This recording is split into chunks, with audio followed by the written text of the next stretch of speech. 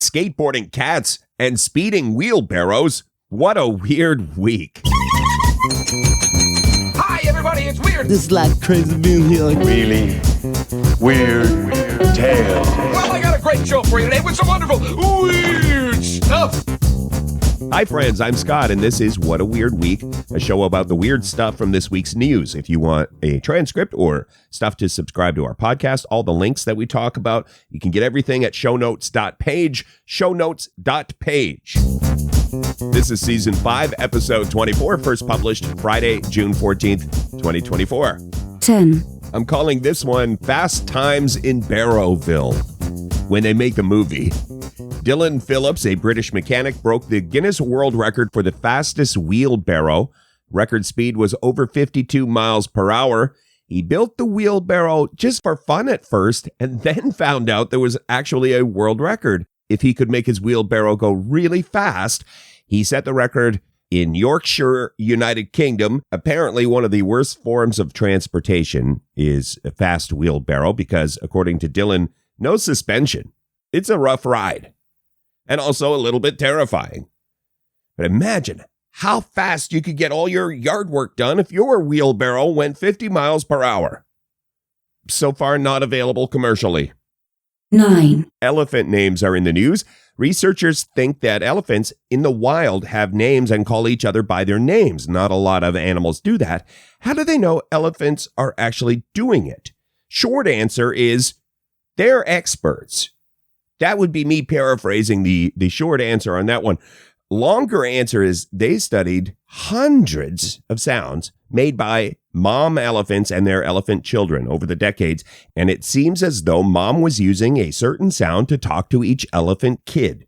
That's me paraphrasing a scientific article.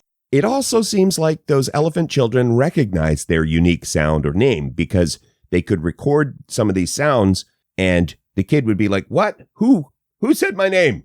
when they played the sound back. Again, that's me paraphrasing. That wasn't an actual, in case you thought I was playing the actual audio from the field. No, it was me saying, "Who's calling my name?" It was me portraying the elephant, you guys. All right, we're off to a hot start. Up next is a dinosaur discovery, a big old hailstone, maybe a record-breaking hailstone. It's a biggie.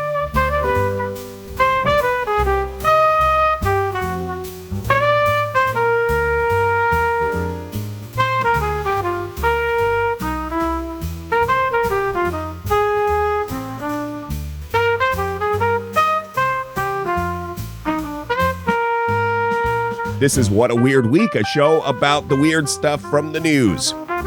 8. A driver. No, he wasn't driving. He was diving. Sorry. We'll keep that in. We're on a deadline here, you guys. A diver discovered a rare mastodon tusk off the coast of Florida. The diver's name is Alex. First, he thought it was wood, just a big old chunk of wood. But upon closer inspection, a much rarer find than a chunk of wood, a mastodon tusk measuring 4 feet long, 70 pounds.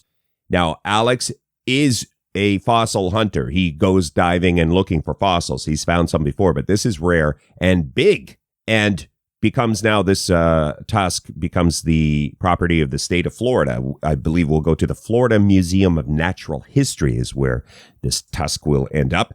Well done, Alex. Rare find, and so much better than a chunk of wood. 7. A giant hailstone is in the news. This is in Texas. A couple of storm chasers, Val and Amy, were chasing a storm, and they found a hailstone nearly 18 centimeters in diameter. That's about 7 inches. They describe it as the size of a pineapple. Hailstone the size of a pineapple. Imagine if you're caught in a storm and it is hailing pineapples down on you. Couple of things. The article doesn't mention if it tasted like pineapple, which, come on, it's called reporting. Do it. And it has to be confirmed or made official by a climatologist in Texas before they can actually say they got the biggest hailstone in Texas history or whatever. So to be continued. Up next, we have the skateboarding cat who made news this week and a couple of buddies who made a very strange bicycle.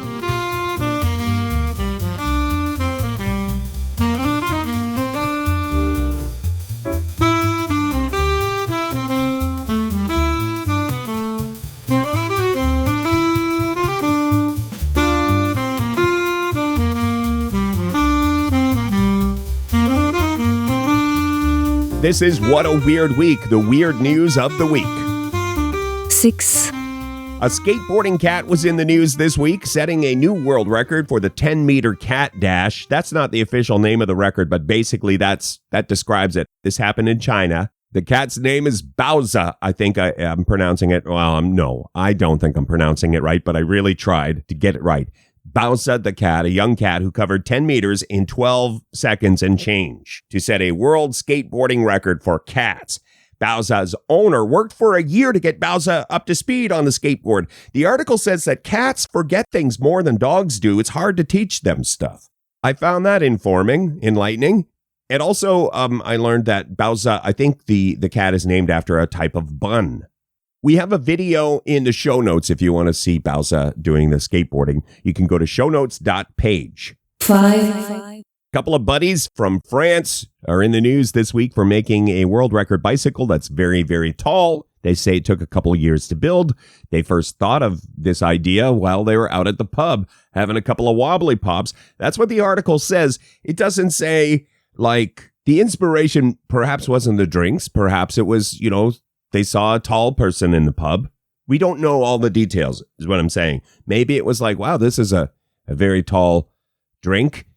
You know what we should do? Make something very tall and get in the Guinness Book of World Records. That is a dramatization. We're not exactly sure the intricacies of how they got to here, but after a couple of years, they have the official record for tallest rideable bicycle in the world, 25 feet, 5 inches. A very tall bicycle. If you want to see what it looks like, you can click the show notes, shownotes.page, or I'll describe it. To me, it doesn't look like a traditional bicycle. It looks like some piece of construction equipment. It almost looks like it was made from parts of a crane. I don't want to diminish the world record, but if you're winded by the time you get on the bicycle, if you've got to climb up the 25 feet to get onto the bicycle, and then you've got a bicycle, that's not for everyone. You've got to want to ride that thing. I feel like I would get halfway up, climbing towards the bicycle seat, and I'd be winded and done. That's a good workout for today. We'll try again tomorrow. Something like that. Up next, we have watermelon carnage in Utah and a zoo evacuation in the news. Scary and exciting, and everyone's okay.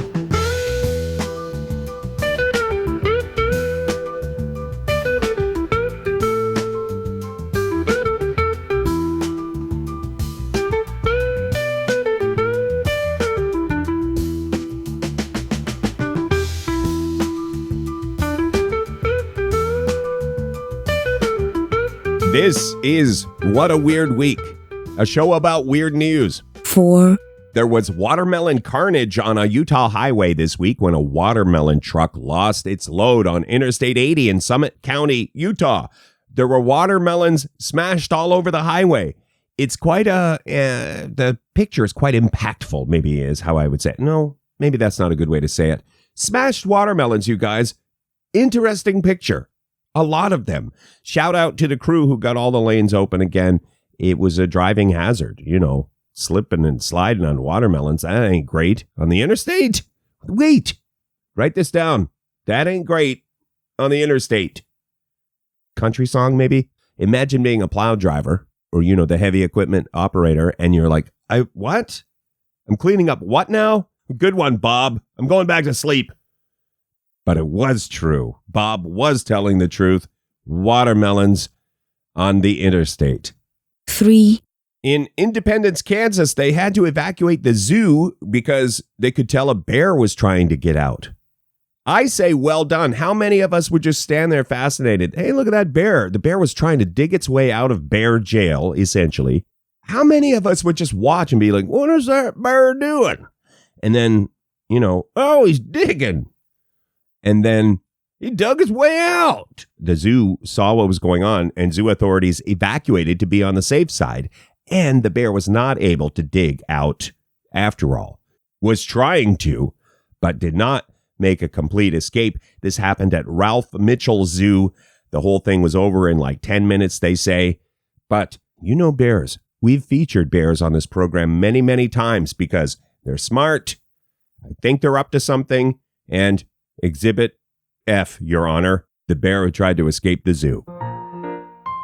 Up next, we have a rare hoodwinker in the news. Also, follow up, there are things called hoodwinkers. I was driving my rig down the old highway, hauling melons to Utah State. My load let go, and what do you know? I spilled my melons on the interstate. That ain't great. I spilled my melons on the interstate. That ain't great. I spilled my melons on the interstate. It was watermelon carnage. Watermelon carnage. This is a show about weird news. What a weird week. list 2, Here's the headline. A rare hoodwinker sunfish washes ashore on an Oregon beach. Over 7 feet tall, long, big, over 7 feet, the hoodwinker sunfish. It's very rare in the southern hemisphere for a hoodwinker sunfish to show up at all. And then somebody saw this, some expert saw this story about, look at this, we got a hoodwinker, you guys. And word got around, and somebody, an expert in New Zealand, said that could be the biggest one ever. So a couple of things to follow up on there. Not sure what happened to the hoodwinker sunfish. And now they're starting to re-examine, well, maybe hoodwinker sunfish, maybe they've changed where they live, or maybe we were always wrong about where they live. Quite a bit going on with this story that, is to be continued. Honorable mention. Harvard researchers suggest hidden alien civilizations are living on Earth. They published a paper, the Journal of Philosophy and Cosmology, and they get into it, you guys, with like, what about this and what about this? And they look at stuff. This is a legit published paper by Harvard researchers. They think perhaps, or they want people to consider that there are alien civilizations here on Earth, and then they get into it. Consider this, consider that. The crypto-terrestrial hypothesis. Are aliens living among us? So the secret bases could be somewhere deep in the ground or perhaps in the ocean. You guys, I consider myself a true believer, but also not the sharpest tack in the tack package. So not bright enough to follow everything in this paper for sure, but we'll put a link in the show notes. They get into anthropology, history, geology, biology, and mythology, and gaps in our fossil record. They get into how folklore and legend has been passed down from generations. There's a lot in this paper. It's interesting. Up next, our number one story. It's going to be controversial, you guys, and it's a weird one about goldenrod.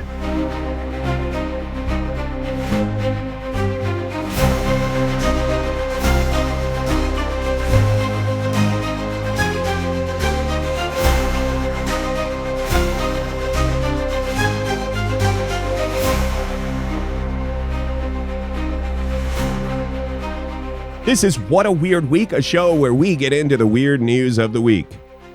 1, A study from Cornell University, so it seems legit. Are plants intelligent?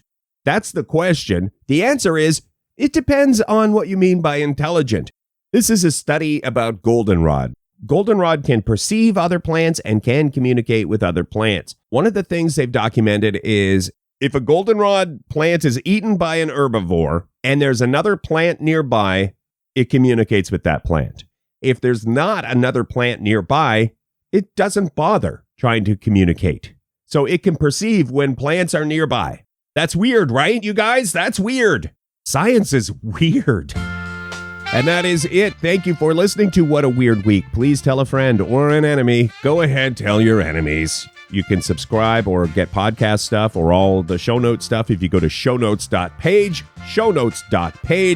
or look for What a Weird Week wherever you enjoy weirdness. You can also get us on Funhouse Radio on your smart speaker if you want. Ask your smart speaker to play Funhouse Radio, and thanks to the crew there for having us as part of the weekend programming. All right, that's it. We'll catch you next Friday for 10 more weird things. What a weird week.